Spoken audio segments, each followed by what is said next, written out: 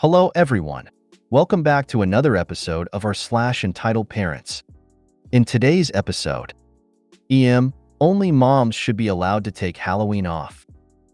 We are struggling because of my stepdad and no one cares. Entitled parents change their baby in the middle of train carriage and give me snark when I ask them to find a toilet to get rid of the nappy. Before we get started, make sure to subscribe so you will never miss a video. So let's get started. EM, only moms should be allowed to take Halloween off. Some context. My job allows you to request time off a month in advance. They always push you to ask further out, so they have more time to find coverage. Days requested are first come, first serve. We are required to work all holidays except Thanksgiving and Christmas. Other holidays are usually requested way earlier in the year, so later requests are denied. Holidays are usually requested at least 6 months in advance. A few of my coworkers were all discussing their Halloween plans with their children today. They were complaining about not being able to take their children out because they'd been scheduled to work in the evening and had been denied their request. The conversation took a turn I should have expected, but I was surprised regardless. One of the women was significantly more upset than the others and told the group, "I requested Halloween off 2 months ago, and they didn't give it to me. I was going to take my kids to a pumpkin patch. They gave the day off to Mike, and he doesn't even have kids. He's going to go out and get drunk while my kids cry at home. Only moms here should be allowed to have Halloween off. We have kids to take out." All of these women agreed very loudly and kept ranting with her about other holidays and how it's wrong to not prioritize women with children over people who just want to party. The most ironic part of this is that I've heard the main woman brag about how she only likes being a mom on holidays because she gets the day off. Then she's pissed off because she doesn't get Halloween off, and I have a hunch that it's nothing to do with her kids. I guess you don't get to enjoy holidays if you don't have children. A little bit off topic, but this reminds me of my old boss. It was decades ago, but I still remember it very clearly. I was new to the job. Maybe I'd been there a year or so.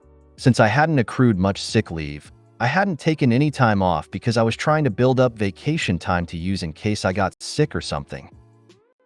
Then one day I wanted a day off, I think to take my wife and kids somewhere. I met with my boss and said, "Carla," her real name, "I'd like to take next Tuesday off because..." She cut me off mid-sentence and said, "Jimmy Joe," not my real name, "don't ever tell your manager why you want to take time off. Just ask for it. You've accumulated the time off. You're entitled to it. Just take it. If you tell me or any other manager why you want the time off, you put them in the position to be able to decide whether your needs are important enough. It's not relevant. If you want to take a day off so you can stay home, drink beer, and watch cartoons, well, that's none of my damn business. So, yeah, by all means, take the day off." She was maybe the best boss I ever had. What assholes. I had a conversation much like this with a coworker a long time ago. She had 2 kids. I had none. She thought she should get all the good shifts because of her kids. In no uncertain terms, I told her that her kids were not my problem. They're her kids after all. She didn't like that at all. Disclaimer. I have 2 children now and feel exactly the same.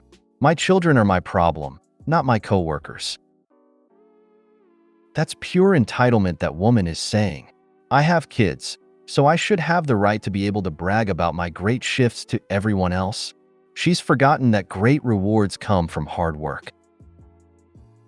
A while back I was scheduled to have Christmas Eve and Christmas Day off, but work through New Year's. Being single at the time, I found a coworker who had the opposite schedule, but had a family to be with on Christmas. We worked out a deal where we would just swap shifts so she could be with her family and I could go out and party for New Year's. Well, I worked Christmas for her, and when the time came for her to take my shift, she had decided that the deal was bullshit and wouldn't work my New Year's shift. Due to the way our scheduling worked, there was nothing I could do about it. In the end, I worked both holidays and learned an important lesson about trusting people. My wife takes the week off Halloween off, partially so we can set up everything for our Halloween display. We enjoy doing it, and the kids love it. A coworker of hers asked my wife if she could cover her shift because WER don't have kids and she's a mom and her kid wants to go to the skeleton house. My wife politely informed her that we are the skeleton house. Ma'am, you have 2 kids to take to the pumpkin patch.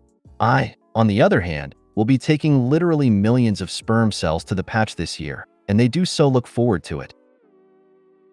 I've never requested Halloween off, always the day after. I can always go out after work, but I can't guarantee I'll be in working condition the next day. We are struggling because of my stepdad and no one cares. Me and my family are struggling and we have been like that for years. Most of it is because my mom is the only one in the household with a job. Due to me being in college, I can only work in between semesters because college is very rigorous. However, my stepdad has no job at all. I asked him why he doesn't work, and he says that my mom doesn't want him to work. I find that very odd, so I went to clarify it with my mom, and she said the same thing. But the thing is, he already does free work as a security guard at church though, and she's okay with that. It's like she would rather suffer financially than to see him work. So the reason why I am pissed off is because he asks me for money for things that doesn't even involve with the household. My stepdad asks me for money to help him with his fraternity called the Masonic Masons. And every time I decline, he always guilt-trip me saying it's an emergency or be like, I help you, so why can't you help me, you selfish? But I'm not selfish, I am willing, and I do help out with the household, pay bills, put gas in car, etc. Like I'm not even working right now, and they still ask me for things. If he is a Mason, he is not a good Mason. Our creed stipulates, family first, vocation second, Masonic work third. He is a lazy POS, who is not fit to be a Mason. What is his lodge number and state? We can change his mind or his title, I promise. Thank you for saying this. I was a rainbow girl and have friends/relatives that are Shriners and Masons. It's not that Noon cares, it's that neither of your parents do. A fraternity is an extracurricular activity. Last I checked, if you need money to do something extra you want, then you work for it. It's not your responsibility to bankroll his fun. You aren't selfish if you are helping with household bills. Keep your head up and finish your schooling. Get away as soon as you can.